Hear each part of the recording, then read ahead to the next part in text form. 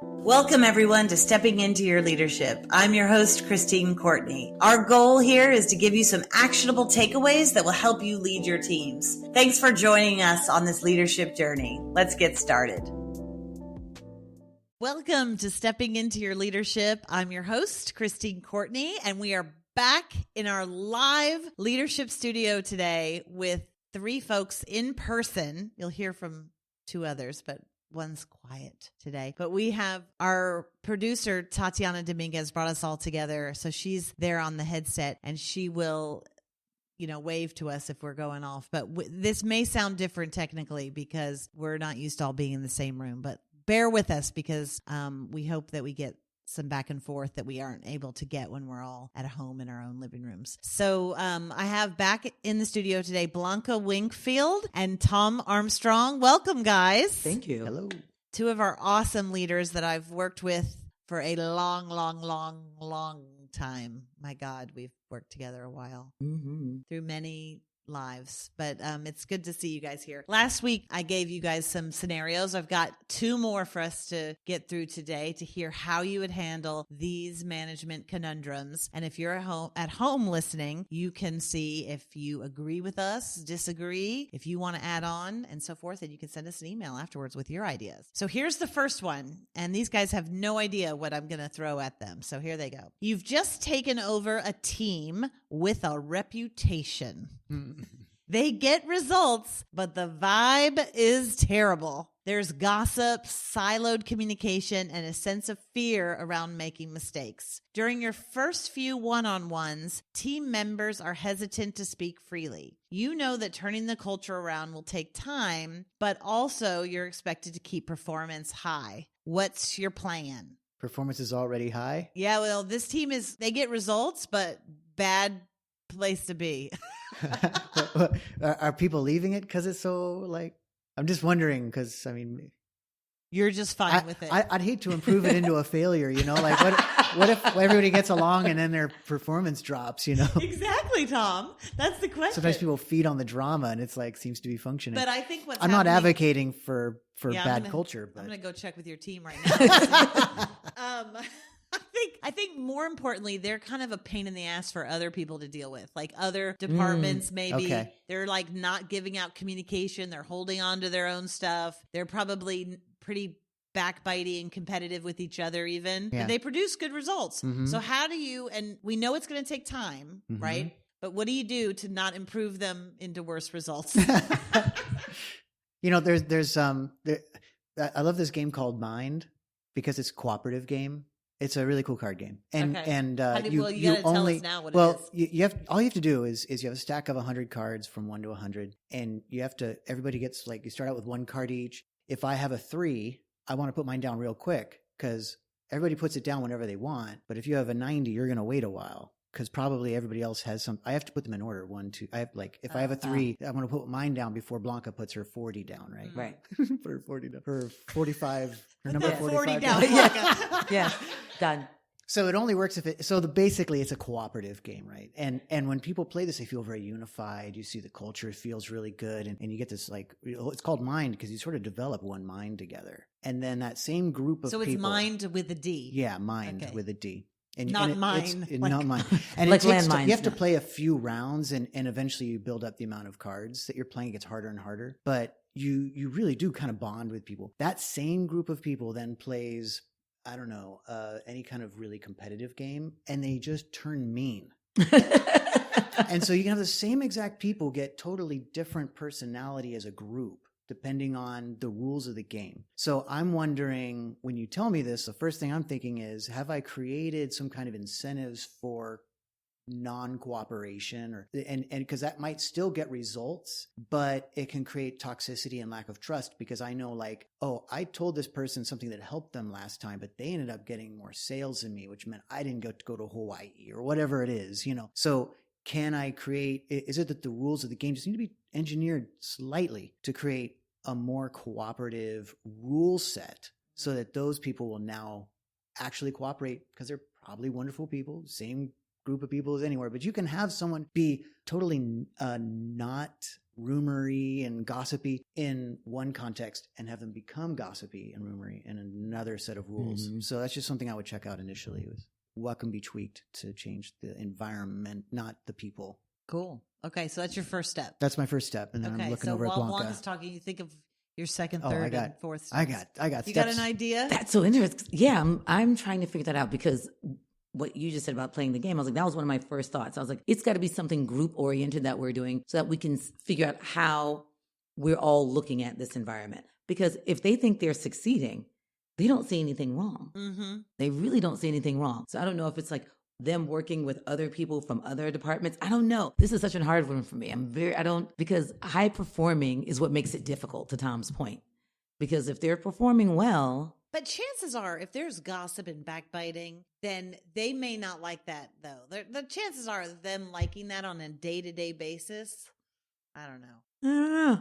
But I think there's one way you can find out, is you can actually talk about it, right? So sure. You could have a retreat, an offsite. You could have an outside facilitator. You could say, what do we love about the way our group performs? What do we not? What would we change if we could? You could get them doing all of that kind of stuff. That's so funny because that's always my first thought, because I guess we do it so much as a company. Like, it's my first thought and I went past it. Do you know what I mean? But that's always the first thought, like getting everybody together and trying to figure out how we can work together, how we're being seen by outside teams that we want to do. So there's a lot of, assessments that you can do just to figure out 5 dysfunctions of a team, things like that you can kind of put out there and do with your teams. And then it gets people to look at things in a very structured way, as opposed to just gossip or hearsay or things from outside. I think actually now that I say that 5 dysfunctions of a team would be really interesting to do with a team of that nature that is high performing, but does appear to have some sort of internal strife potentially.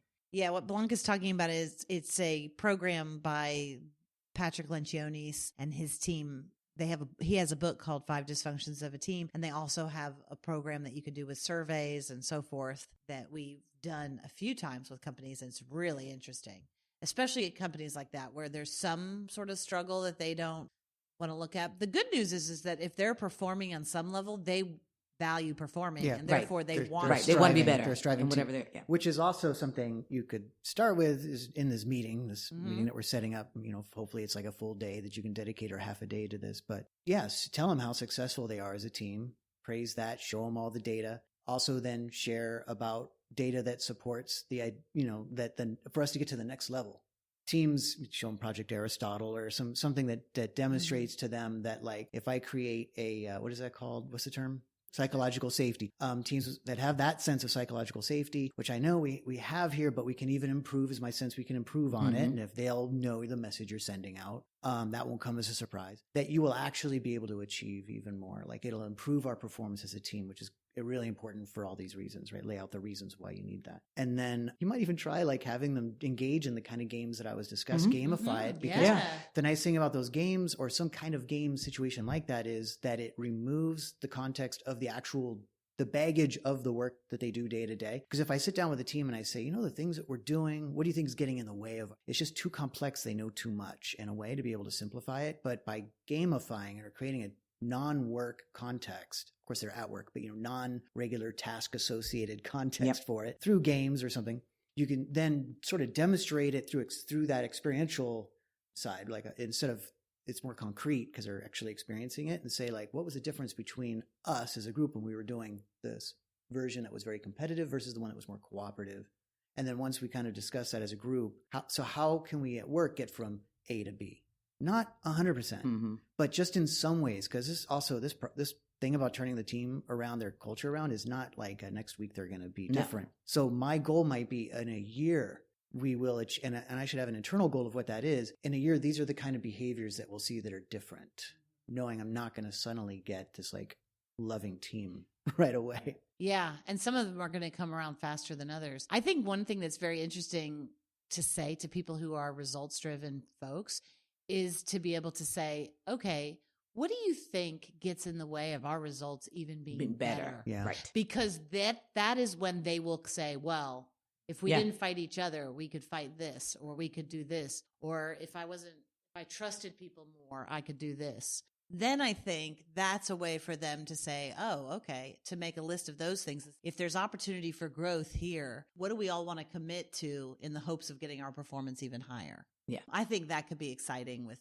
people who are results driven. It has to be, you have to be able to see an end game with results driven people. The woo-woo, as they like to call it, or the feel good or feel better, or this team will be more harmonious, blah, blah, blah. It doesn't land well.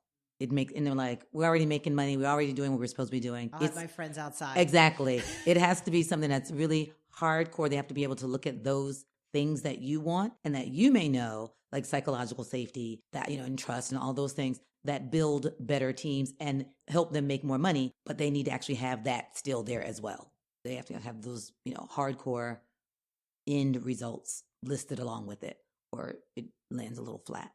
Yeah. And I think whatever you decide and that the group decides, because think about it, those are strong personalities in there. Those are people who are willing to push their weight and their tenacity in this world to make something happen. And that is a type of person. That is a strong-willed person. So they need to be on board with one or two things. Maybe it's one that we can try. And then you need, I think to your point, we need to make it measurable. So that they have that as a result too. Whether it's like, okay, we're going to do a survey every time, or we're going to survey other groups and see what they think about, let's put our money where our mouth is, whatever it is. Yeah. Whatever the thing is. One other thing I want to throw in is a mistake that, you hear some managers make in this kind of situation is they get feedback from the team or from the other departments, right? Other departments are telling me that my team that I have is toxic.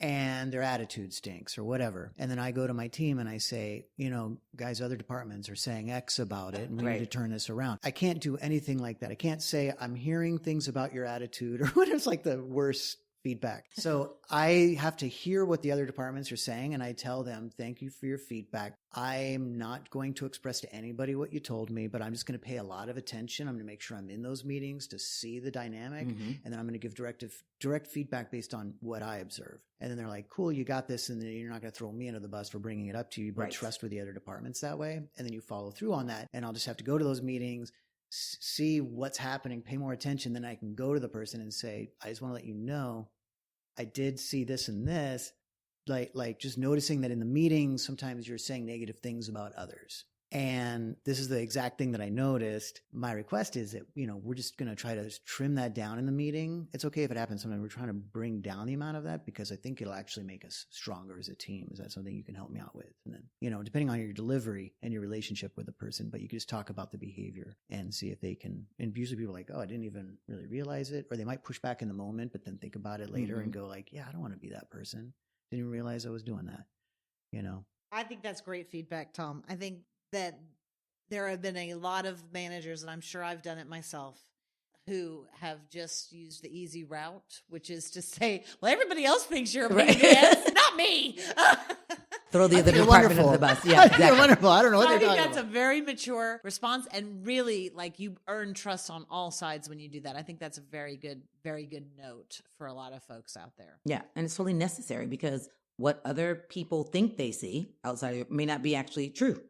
They're seeing very different things. They see things from a very different perspective. They don't know the goals your team may have or whatever. So you taking the time out to say, I'm going to observe that for myself and see if I see the same thing and then act on what I actually see.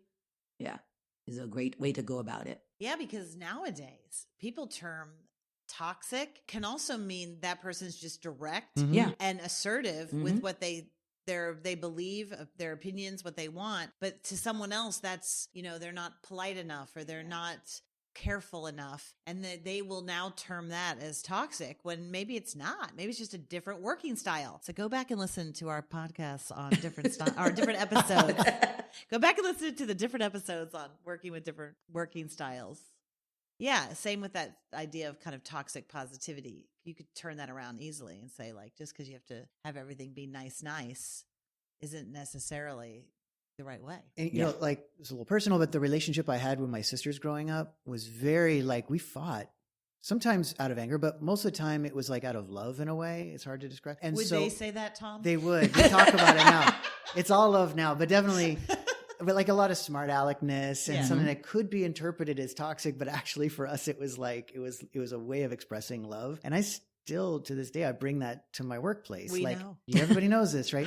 I can be a smart aleck, but And so I have to be mindful of that, but also it could be if someone else is watching the dynamic from the outside of me and one of my colleagues, and we have a little banter. Yes. Right? Actually, that banter is establishing trust. Yes. I'm sure it's happened. Yeah. No, that has happened. Literally with me, right? With you. Yes. Yeah. Sure. I mean, this is I had two people come up to me after one of our staff meetings where we had we have a snowball fight this is going to sound crazy. We have a snowball fight every holiday time in the winter at our big staff meeting, and they're soft, cushy balls that are being thrown, but it's just like a fun icebreaker, like middle of the day when everyone's tired. We just divide into two sides of the room and we just throw as many as you can get over to the other side. And when the timer ends in like 2 minutes, whoever has more snowballs on their side, loses or whatever. So we played that game as we always do. And I had a couple of people come up to me one year and say, can I talk to you? Yes. Very uncomfortable with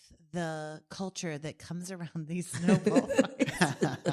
Yeah. And I was like, okay. And that's a legitimate complaint they have. Yeah. Because that's their experience. Okay, yep. Do you feel unsafe? Do you feel, no. I just don't like how a couple of people go at it so aggressively. Right. Mm-hmm. So then I said, well, do you feel like violated or like, I'm trying to figure out were they getting hurt with these cushy balls coming across? No. I just don't like the atmosphere that brings or whatever. So then when I dug in with it a little bit more with them, and luckily I had that relationship where I could do that, I said, okay. I said, part of understanding and being part of a team is understanding different people's ways of being. And just because you're not as comfortable, because once we got to it, they weren't comfortable with competitive play. Other people are. And it can be like that we're saying that only collaborative play is allowed here. And we're never going to bring this type of energy into our space is very limiting and potentially damaging to an environment. So we have to let people have those moments right now. But I do think it was an eye-opening moment for them. To their credit, they really listened and they were like, yeah, I hadn't thought about it that way. That sometimes that even though no one's getting hurt, it's all in the spirit of fun, even though that is not how you grew up or you didn't grow up with that kind of feeling, that it's okay for 2 minutes a year to just go, okay, this is how we're going to play this way. And the same thing, what we were just talking about when it comes to teams looking at other teams. You may have a team that is a very particularly aggressive team. And especially you started out the scenario with they're very high performing. So if you have, and I'm just using this as examples, if one team is the sales team, right? They may be very aggressive and high performing, period. And then you have another team, and these are all stereotypes. I'm 100% aware. We're going to get lots of letters today. But, you have like the creative team, who works on things who may not be as competitive in that same way. They may see, the two teams handle things very differently. So that's why it is very important, to Tom's point, for everybody to look at their team and say, okay, I'm seeing this thing that you see as well in the same light, and I will address it, as opposed to just taking other people's, information and then trying to work it out with your team in that from outside info. There were also 2 times last week where I reached out to a colleague to say, hey, this thing where we had this banter and then I said X, was that too far? Or you did. And it happened twice last week. And both times you're like, oh, no, I thought it was hilarious. But the thing is I have to also have my self-awareness and be caring and show that I actually do not ever mean to harm, and make sure that because a part of the fun of the banter is that you're getting close to an edge, right? That's what you're playing around with, is that line, and it's possible to cross it. So to protect my relationship, to make sure I'm protecting another, I don't want to harm somebody really. So I will say, like, did I go too far? I won't say like, did that hurt your feelings? Because then you can have a little pride there and say, no, of course not. But it's like, did I go too far? And then if they're like, no, or even yes, usually they lead it by saying, oh, that's so nice of you to ask. Right. They feel cared for. Yeah. So that even if you did, they kind of give you and I think that is true. I think as you gain power and you are the boss, you have to be more and more careful with that. Oof. I've made that mistake. You have a lot more power with your words. You have a lot more power. Yeah. I've made that mistake. No, that's hard. All right. Well, we really went all over the place on that one. All right. So here we go. Here's the last one. Okay. We only did one? That was one. Like 5 questions in one. We solved the world in that one. We really did. Or caused more problems, maybe. All right.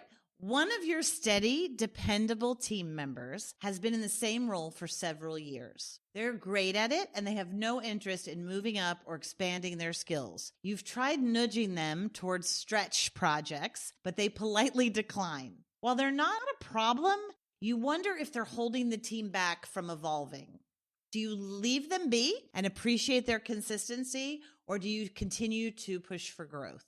I gotta say, you really want to push. Okay. I'd say push. Now, what I'll say is, if they're good in their thing, I think that's where you look at what are their interests? Because you may be pushing them into projects they're not interested in.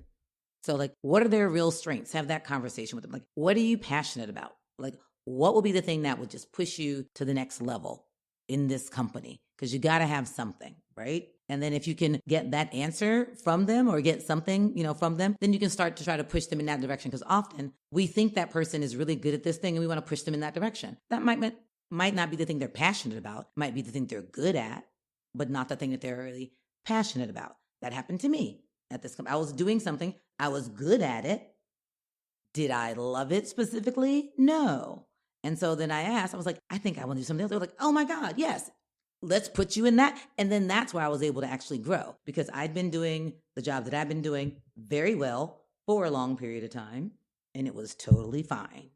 It wasn't until we looked at my other strengths and they decided, oh, you have other strengths and we want you to do something else. We see more for you. Then when we started doing that, that's when I was able to grow to the next level. So I think with certain people, it has to be that conversation as well. Because you think with you, it was helpful to have. Oh, for sure. For sure. Okay, Tatiana's dying to get in here, so let's let her in. I knew she couldn't keep quiet. Go ahead. I can't keep quiet on this one. My first thought was, oh, thank God, someone that doesn't want a promotion. Yes, just do your job. So you better hope they don't want a promotion. The problem is they still want more money every year. Oh, that's a good point. No, I just was, because it's like, from my perspective, those back end things, it's just like, no, I just need to make sure the server's okay. Is that okay? Like, just check the server or whatever. You don't need to evolve all the time. Yeah, like, it's just, the thought of like, oh, I have to push, and, it's just kind of like, is it working? Good. Yes. Organize the closet. I love it. Yeah. If they're not also wanting, more money and promotions and stuff like that, that's tricky. I agree with my instinct on it is like, thank goodness there's someone that I can just get the institutional knowledge and the benefits of that without, because you're really good at your job. And if I promote you, you won't be for a while. And, so too many people getting promoted at the same time can be very hard. Mm-hmm. So it's nice to have a rock or an anchor in a position, and they're happy doing that. And then you're right. If they also want to have the conversation can be just like, there is a window, then the bottom of the window is, this amount of money, and the top of the window is this amount of money for someone in your position. So that's the ceiling. You'll never get past that unless you transition to the role above you. And that role, this is the window, right? This is the area of financial growth that's available to you. So knowing that, and, of course, I'm always prioritizing, like, how do I grow the bench of my employees? It's really important to me. I want to grow the bench and enable so that maybe there's a way for me to grow, because I know someone can come take my position when it's necessary. So you add value to the team by being a possibility for that. However, you're also very valuable as a human, exactly the position you're doing. Mm-hmm. I just don't want you to leave us because you're not making enough. And the thing is, that's our situation. So I just want to make sure that we're always communicating about it and collaborating on this problem, because if you do hit that peak earning point and it's not enough, there's really only two paths. There's three paths. Just put up with that. One of them. The other is to grow into the next position, which I would really love you to do. I think you're very capable and would do a great job, and you'll be able to use your knowledge you have now there. It'll just be more challenges, or you'd have to go somewhere else, which is the worst possible outcome. So I want to, figure how do we stay over here and work with me on that. And people are like receptive to it because they feel, that you're looking out for them, and that you understand that I think sometimes bosses forget that their team have other options, You think you can just drive them because that's the thing. And, but I want to retain that person. So I guess that's my approach.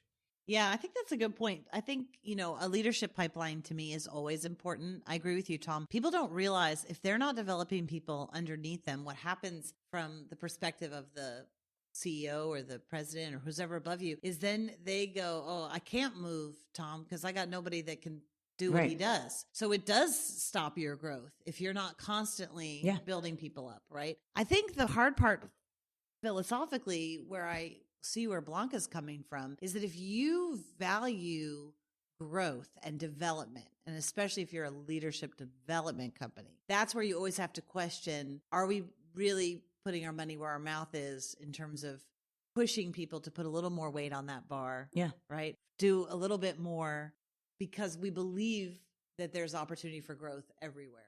No matter your age, no matter how long you've been there, no matter your skill set, it just may take some more risk or take some more whatever. However, philosophically, I can believe that. And then I have pushed up for real even in our company with people in the past where I sat in every single review. I used to sit in every review of every employee. And for 7 years in a row, I'd hear the same note to this particular employee of like, take initiative. We'd love for you to take initiative. What would you like to take initiative? To one day I just looked at her and was like, you're not going to take initiative. Are you like, can we just take this off of this form? Because I don't know about you, but I can't sit here anymore asking or listening to someone else ask you and you nod your head and wish that you could be that person. Like, let's just take it off. Yeah. I mean, there are some people, let's be crystal clear, who in the moment are like, it's good enough.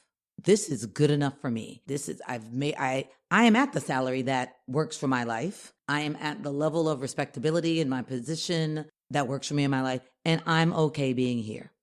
Got it. And I think when you're looking at a staff overall, that's a very small percentage of your staff. Small. That's a very small, because you do need the people to keep the server running and you do need the people to clean out the clock, like whatever it is. Yeah. And you have that, but that's a very small percentage. That's true. The bulk of the people there are people who are potentially who want to move ahead, but are afraid and don't know how. Yes. I had that when I first came into this job. My job was offered to someone else. They turned it down because they were afraid. And they resented me for like a first year and a half. Oh, you think it was only a year and a half?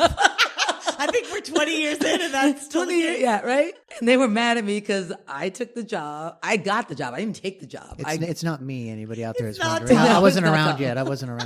But you know what I mean? But, you know. We'll say when it's you. Yeah, but you have that person. And then you have the people who they want to move ahead. They just don't know how. And that's our job, to help them figure out how to move ahead if you see that in them. And then people haven't figured out their way, their purpose, all those things. But yeah, I think there is so much to be said for, as you said, that person has the institutional knowledge, who's there, who, you know, keeps the ship upright and they're completely happy with where they are. That's fine. That normally is just a small percentage of your staff. Yeah. And if they're not bothered by people surpassing them and all that stuff, I think there's something right about that steady Eddie. But all right, you guys, thank you. I think we've tackled so many hearty problems today. Very fun. Thank you. Thank you for being here. Thanks, Tatiana, for pulling this together. Yay. And we'll try it again another time. So thanks, guys. Have a good one. Thanks. Bye.